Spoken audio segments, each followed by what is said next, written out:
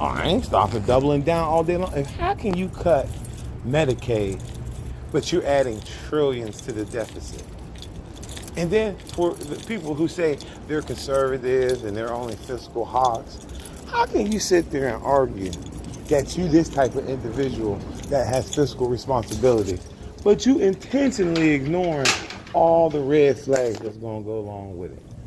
How's that work? How you sitting back saying you're the advocate in the hood and trying to reverse the role of violence in our community and get jail reform, and they not even letting you at the table because they delegitimizing the whole civil rights, diversity, equity, and inclusion. They don't even understand that inclusion is in tax wording, inclusion is in healthcare, inclusion is in all types of wording. And then what makes me giggle the most is people say, too much government. Who you think the government is? Do you think the government is those people that let that water come on your farm and all that salt water just erode your whole land? Or is the engineering, Corps of Engineers there to make sure that you could be successful and grow your community? What about those people that's out there in those rural areas that take care of all those ponds and those fisheries?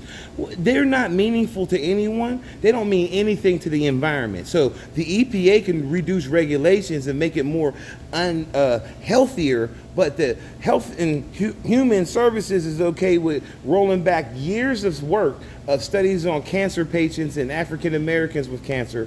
It's okay to do that. So you can add 4.3 trillion, not decrease, increase. That is a heck of a way to tell the American people this is a monarchy.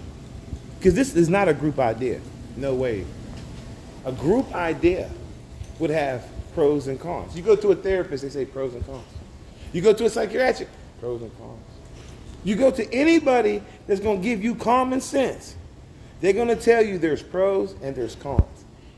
For some reason, adding to the deficit and ballooning it, because what you use comes with interest, so with interest comes compounding interest. So 4.3 trillion will turn into what? 16 trillion in 2 years, the following year turn into 20 trillion, because we only pay 1.7 in interest a year in interest. 1.7 trillion. So where is you getting the 3.2 trillion to offset that?